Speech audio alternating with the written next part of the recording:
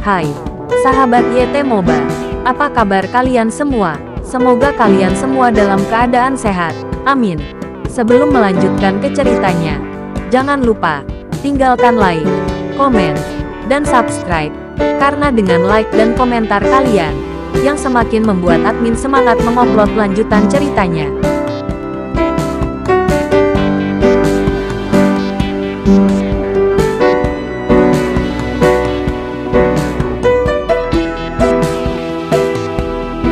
Episode 543. Kisah Ariel, anak bos besar yang berpura-pura culun. Nenek, apakah kamu tahu nenekku? Ariel bernapas cepat. Sari, keluarga Muklis. Apakah ada hubungan antara keduanya? Bagaimana mungkin? Apakah Sari anggota keluarga Muklis? Kamu anak yang tidak berbakti. Apakah kamu benar-benar memanggil nenekmu dengan nama? Wanita tua itu menatap Ariel dengan marah.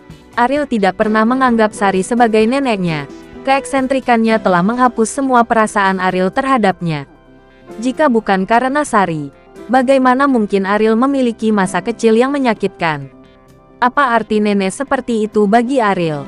Dia tidak pernah menganggapku sebagai cucu. Dia tidak pantas menjadi nenekku, kata Ariel enteng. Mendengar kalimat ini, wanita tua itu jelas semakin marah. Bahkan langsung mengayunkan kruknya mengenai Ariel. Ariel menolak untuk menghindar. Kekuatan wanita tua seperti ini tidak bisa menyakitinya, dan kruknya hanya menggores tubuhnya. Berlututlah dan minta maaf padanya, kata wanita tua itu. Ekspresi Ariel membeku, dan dia berkata dengan suara dingin, "Saya tidak peduli hubungan apa yang Anda miliki dengannya. Tidak mungkin bagi saya untuk meminta maaf padanya. Dan saya dapat memberitahu Anda bahwa dia sudah mati." Orang tua itu tertegun, dan setelah sekian lama, menghela nafas, dan pergi dengan tongkat tanpa mengucapkan sepatah kata pun. Ariel tidak sempat bertanya tentang hubungannya dengan nenek itu dengan Sari, hanya untuk melihat sosok tua ini dari belakang. Sepertinya dia banyak membungkuk dalam sekejap. Sari, siapa kamu? Mungkinkah semua ini direncanakan oleh seseorang di belakang layar? Setelah keluarga Muklis makan malam, mereka semua pergi ke lapangan seni bela diri. Ini adalah lapangan latihan yang disiapkan untuk semua generasi muda keluarga Muklis. Muklis berharap keturunannya dapat mengukir prestasi dalam seni bela diri ini. Sayangnya, bidang seni bela diri tersebut belum terbentuk hingga saat ini. Dan belum ada keluarga Muklis yang sebenarnya kuat. Di tengah lapangan seni bela diri ada sebuah cincin. Kecuali Muklis yang berhak duduk, semua orang berdiri.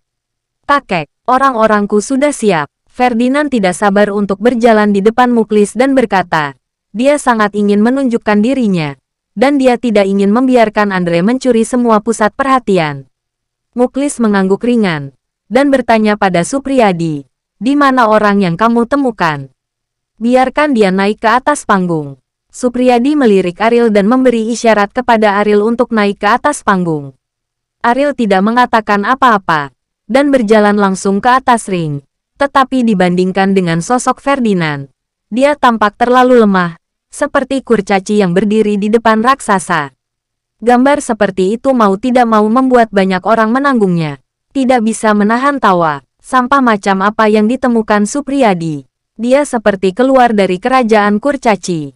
Telah menghasilkan banyak uang. Lihat, Supriyadi pasti akan disalahkan oleh orang tua itu. Pemborosan semacam ini tidak ada gunanya. Konyol menghancurkan pusat bumi untuknya. Hei, Supriyadi, benar-benar putus asa. Dan dia menemukan sampah semacam ini untuk menebusnya. Benar saja, Andre sangat kuat. Dan dia bisa mengundang orang-orang penting ke rumah Muklis. Saat makan malam, Muklis telah memberitahu keluarganya bahwa masa depan tidak lama. Orang besar di level itu akan mengunjungi keluarga Muklis secara langsung. Berita ini membuat semua orang di keluarga Muklis sangat bersemangat. Hampir semua orang percaya bahwa Andre adalah calon kepala keluarga. Dan Andre juga menerima banyak cinta. Cepat dan mulai. Kontes tidak berguna semacam ini sebenarnya hanya membuang-buang waktuku, kata Muklis dengan tidak sabar. Saudaraku, apakah kamu sengaja membuat lelucon untuk kami? Andre tidak bisa menahan diri untuk bertanya pada Supriyadi. Supriyadi menggertakkan giginya dan berkata, Apakah ini lelucon? Kamu akan segera tahu. Andre tertawa. Mungkinkah orangmu bisa mengalahkan orang yang aku cari? Andre, jangan bicara besar. Tunggu sampai orang ini mati. Biarkan orangmu naik ke atas panggung untuk melihat yang sebenarnya, kata Ferdinand tidak puas.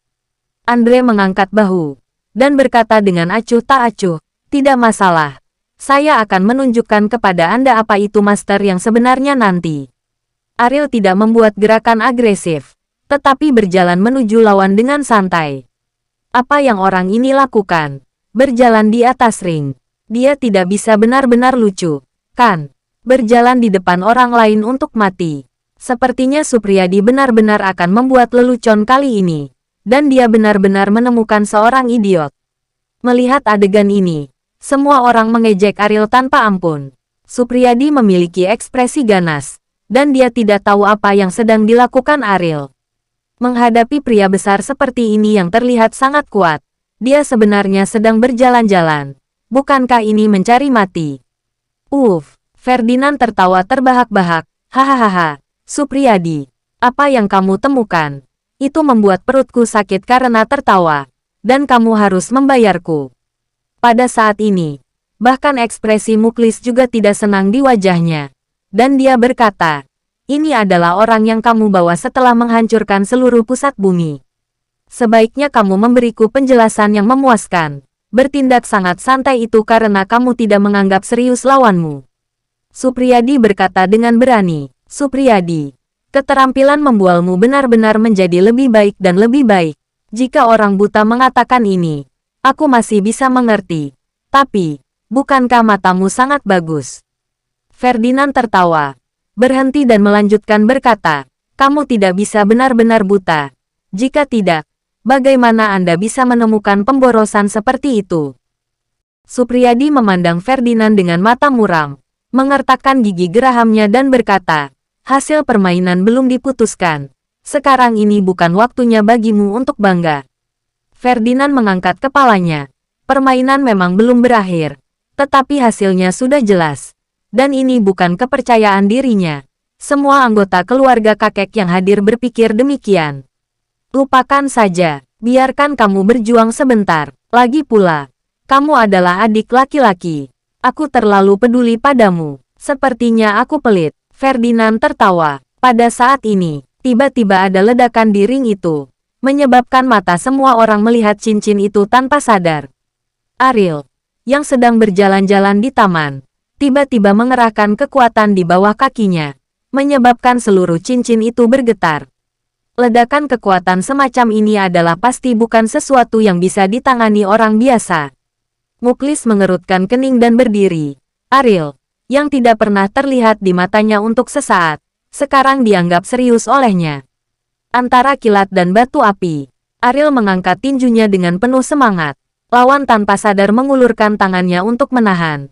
Tetapi kekuatan besar ini bukanlah sesuatu yang bisa dia tahan sama sekali.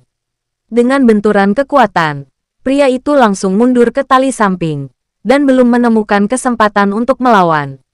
Pukulan kedua Ariel kembali menyerang. Pada saat ini, dia akhirnya tahu bahwa dia telah meremehkan Ariel, dan memandang Ariel yang datang meninju lagi dengan ngeri di matanya. Dia hanya punya satu pikiran, yaitu melarikan diri. Hanya dengan melarikan diri seseorang dapat menghindari pukulan fatal ini.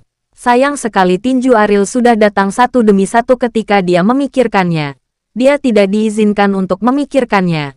Pukulan ini menghantam pelipis dengan tiba-tiba, dan tidak ada cara untuk menghindarinya. Setelah suara teredam, mata pria itu langsung menjadi merah karena darah.